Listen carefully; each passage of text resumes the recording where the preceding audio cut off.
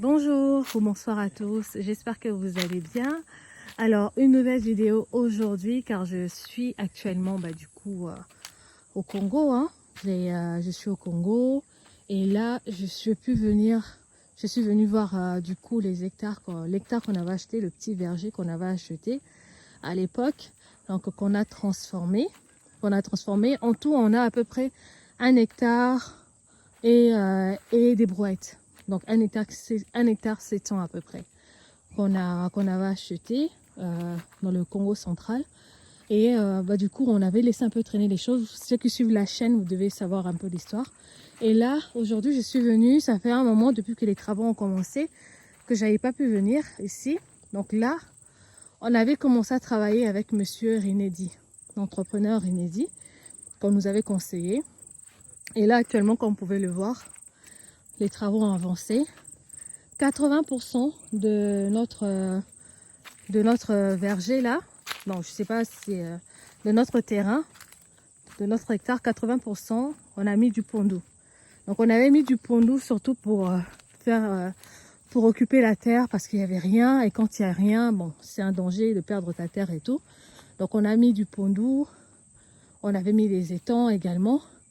Et je voulais parler un peu du coût qu'on avait mis pour mettre ces pondous. Donc je vous l'ai dit, hein, on a à peu près 1 hectare et 700 quelques mètres carrés. Et 80% de cet hectare est constitué de pondous.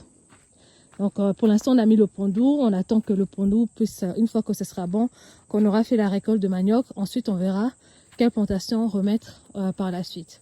80% de pondou, ça nous a coûté à peu près 300 000 francs congolais, donc une centaine de dollars pour mettre le pondou. Donc en fait, j'ai l'impression que la culture de pondou, c'est une des cultures le moins chères. Le moins cher si vous avez des hectares que vous souhaitez planter quelque chose pour ne pas les laisser vides, pour produire quelque chose en attendant de mettre autre chose. De réfléchir sur ce que vous voulez faire sur vos terrains. Moi, personnellement, je vous conseille de mettre le pondou. En fait, de ça, ce qui est bien, c'est que ça pousse assez vite. Hein. Là, le pondou que vous voyez, il y en a certains, on les a mis depuis décembre.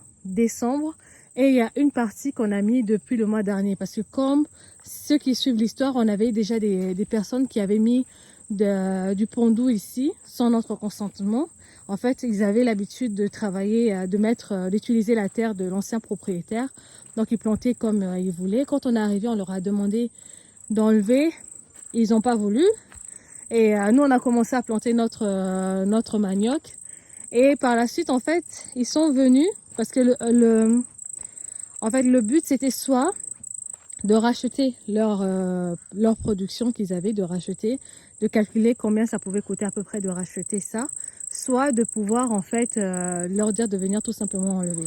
On les avait cherchés, on les a pas trouvés, donc on avait gardé, on s'était dit, écoutez, nous on va mettre la clôture, on les avait prévenus, on met la clôture, vous pourrez plus y accéder, et on garde le pondou et tout quoi. Mais ils sont passés, malgré la clôture, je sais pas comment ils ont fait. La clôture, vous pouvez le voir ici là, on avait mis des karamoïbi. Malgré ça, pendant que le surveillant dormait, hein, parce que c'était très tôt le matin, vers 5h, 4h, 5h, alors, ils sont puissants parce qu'ils sont rentrés. Et tout l'espace que vous voyez ici, c'était quand même un grand espace. Ils ont tout pris en moins d'1 heure. Ils ont tout enlevé. Donc, d'un côté, on s'est dit, c'est pas si mal, vu que c'était leur manioc. Ils ont pas voulu négocier avec nous quoi que ce soit, c'est pas grave. Parce qu'on s'est dit que de toute façon, la qualité du manioc, c'était pas ça. Ils ont pris leur manioc. Donc, du coup, on a dû replanter une autre récolte pour pouvoir travailler l'espace qui est resté vide en fait après leur passage. Donc on les a vus quand même pour leur dire que ce qu'ils ont fait c'était pas correct. Il y avait juste en fait à prévenir qu'ils venaient enlever leur truc. Au pire on aurait négocié, mais bref, ils ont enlevé leur truc, c'est pas grave. Et nous on a replanté derrière. Donc comme vous pouvez le voir là, et tout à l'heure, je fais le tour, on a essayé de monter. 1 hectare, en fait, on s'en rend pas compte comme ça, mais 1 hectare peut être vraiment très très grand. C'est quand je suis ici que je me rends compte du travail qui est fait. Parce que quand on est à distance, on te fait des petits comptes rendus. T'entends juste de loin, oui, ça, et t'es là à dire non, faut faire ceci, faut faire cela. Et tout à l'heure, je suis venue Et j'ai commencé à monter et je me suis dit, mais mon Dieu, c'est quand même grand. En sachant qu'on n'a qu'une personne qui travaille ici pour l'instant. Donc, je comprends pourquoi des fois, on a besoin des gens extérieurs. On prend des journaliers qui viennent ici pour travailler, pour aider au sarclage de la terre et tout, pour aider à tout ça. Parce que l'étendue est vraiment énorme. Et comme vous pouvez voir là, juste là, cette partie-là, on n'y a pas touché. Donc, toute cette partie-là et une autre partie en bas, c'est encore vierge. C'est encore vierge parce que la saison de pluie s'est arrêtée, donc on n'a pas pu planter le pondu là. Mais cette partie, on va garder ça parce que le but c'est trouver quoi faire, peut-être mettre des cultures de 3 mois. On va mettre tout ça dans la partie vierge qui est là-bas. Donc on mettra tout là pour rattraper toute la partie qu'il n'y a pas. Parce que ça monte encore, hein. Ça monte jusqu'au Karamoyibi là-bas. Donc après le palmier, il y a un Karamoyibi là-bas. Et c'est là-bas. Et bon, la partie par ici n'est pas encore très travaillée, donc on l'a laissé comme ça. Mais vous voyez encore du pondu à perte de vue. Donc je vous laisse admirer en même temps le paysage. Donc le pondu, il y en a vraiment beaucoup. Et je rappelle juste, on travaille avec Monsieur Rinedi. Et c'est un jeune homme qui est assez intéressant. Et il travaille, en fait, lui, il prend les travailleurs de Kisantu. Et si vous avez des projets que vous voulez faire au niveau de Kin ou au niveau au niveau en tout cas du Congo central et de Kin, par contre, il travaille qu'avec des travailleurs du bas Congo, donc qu'il connaît. Et il les emmène là-bas. Si vous avez des champs, il travaille dans votre champ. Il vous trouve du personnel pour pouvoir gérer votre domaine s'il y a besoin.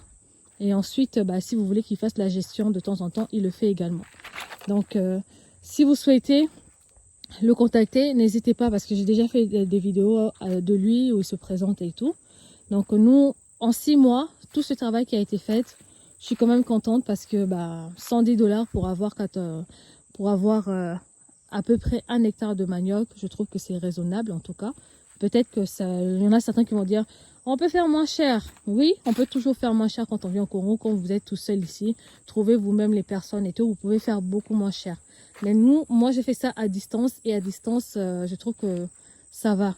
Parce que j'ai pas eu l'énergie à dépenser, à aller chercher les gens, à prendre la moto. Parce qu'en fait, je me rends compte que c'est beaucoup de travail quand même. J'ai pas eu tout ce tracas dans ma tête à gérer, donc il y avait une personne qui gérait pour moi. Donc il a pu faire tout ça en 6 mois. Et en bas, on a les étangs. Donc je vais descendre petit à petit. Donc là, vous pouvez voir, en fait, on a des palmiers. Les palmiers, il faut remettre le fumier. Ils avaient mis du fumier, mais ils avaient juste mis autour là. Et personnellement, j'aurais voulu qu'ils creusent autour des arbres, quoi. Qu'ils creusent autour des arbres.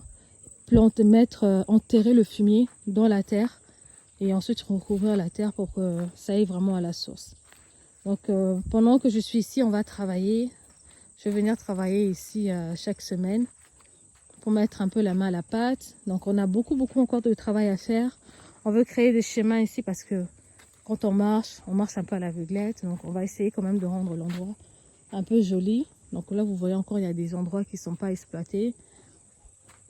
Donc on va y mettre également, on a une partie là-bas, on va y mettre des ananas. On va mettre des ananas, on va rajouter des arbres fruitiers. Donc il y a encore beaucoup de choses à faire. Donc pour le pondu là, on va laisser le manioc, on va commencer à sarcler. Le but c'est de laisser les maniocs pendant 1 an à peu près pour que ça grossisse comme il faut avant de revendre. Donc, oula, c'est un oiseau. Donc c'est 1 an ou 2 ans, vous pouvez laisser le manioc. Donc là, moi je pense qu'on va partir sur 1 année. 1 année et ensuite on va voir sur quelle culture partir pour exploiter l'espace qui reste. Donc pour exploiter l'espace qui reste, donc on va voir. Je sais pas. Qu'est-ce que vous me conseillez de le laisser 1 année ou 2 ans? Parce que j'avais vu des maniocs qu'on m'avait montré de 2 ans et ils étaient vraiment énormes, quoi. Donc voilà, j'apprends petit à petit que je reviens ici.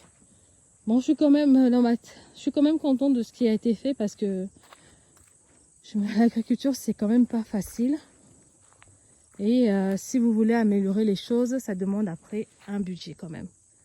Un budget pour rajouter des choses. Là, J'avais fait une petite vidéo, je ne sais pas si je l'avais mis sur YouTube. Pour vous montrer, on a commencé les cultures maraîchères. Là, on fait un essai avec une petite partie, on va mettre les tomates. Donc on a fait la pépinière. On va commencer à mettre les tomates et commencer à voir pour tous les 3 mois sortir des tomates. Et cet argent va nous aider pour la gestion du site, quoi. Et on va trouver comme ça d'autres cultures à faire. Là, vous voyez, on a notre travailleur qui est là. Et là, c'est l'espace où on a mis les tomates. Vous pouvez les voir, ils sont encore tout petits là. Ils sont tout petits. Donc ça fait pas longtemps qu'on a commencé. Donc normalement d'ici, avant que je parte, on pourra voir l'évolution. Et là, vous avez Monsieur Rinedi qui est là. On fera une vidéo avec lui pour que je puisse vous parler de son travail. Et on a de l'autre côté les étangs.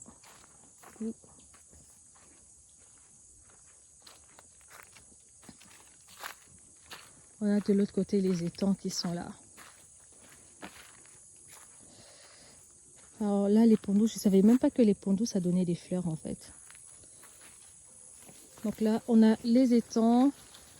Alors, je vous avoue que pour les étangs, j'ai un peu d'inquiétude, surtout pour l'alimentation des poissons. En fait, il faut qu'on renforce nos efforts sur l'alimentation des poissons. Sur l'alimentation des poissons. Et je pense qu'on n'avait pas mis assez des poissons quand on a commencé. On avait mis par étang, on avait mis 200 à peu près. Et là, on va rajouter la capacité. Et les poissons, ils avaient du mal à grossir parce qu'en commençant, en fait, on leur donnait que le son d'avoine. Et le son d'avoine n'est pas très nourrissant. Donc là, on est passé à... On donne les asticots.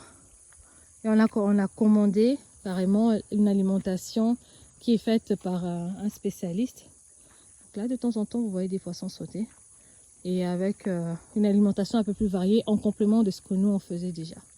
Donc là, vous voyez les étangs. Ça me fait un peu bizarre d'être sur place, mais voilà. On va rajouter d'autres alevins pour avoir plus de sujets dans nos étangs pour que la production puisse être également abondante. Donc là, pour les étangs, on a commis quelques erreurs en commençant. On va se rattraper pour le prochain cycle. En attendant, on va faire avec ce qu'on a. En attendant, on va faire ce qu'on a. Je vois de temps en temps les poissons bouger, mais pas assez. Donc là, je mettrai quelques vidéos si on nous le permet, où on va acheter des alevins et tout pour rajouter. On va rajouter au moins 200 alevins dans chaque étang. Sans compter qu'on a aussi des poissons qui sont rentrés, vu qu'il y a la rivière qui donne là-bas, des poissons de la rivière qui sont rentrés. Et il y a eu aussi des petits que d'autres poissons ont fait, quoi. Donc voilà. Là, vous avez les bananiers qu'on avait mis là. Les bananiers, par contre, ils poussent bien parce qu'on a une variété qu'on avait achetée. Ils avaient eu du mal à s'adapter. Donc on leur a changé d'endroit ici pour voir s'ils s'adaptent mieux. Et il y a une autre partie de l'autre côté, je vous montrerai la prochaine fois, qui eux poussent bien. Donc je vais voir si je peux arriver. On va se dépêcher parce qu'il commence à faire nuit et il faut qu'on rentre. Donc j'avance juste pour vous montrer les autres bananiers. Donc ceux-là, c'est ceux qui avaient du mal à donner. Et là, là-bas. Donc le but de cette exploitation, c'est vraiment d'occuper tout l'espace. De faire en sorte que tout l'espace soit travaillé en fait. Donc là, vous voyez les bananiers là, qu'on avait, deuxième essai que M. Rinedi, il était allé prendre à ses propres frais, hein, vu que les autres n'avaient pas réussi. Donc voilà, ils sont là. Et ceux-là, ça fait 3 mois à peu près. 3 mois qu'ils sont là, vous les voyez.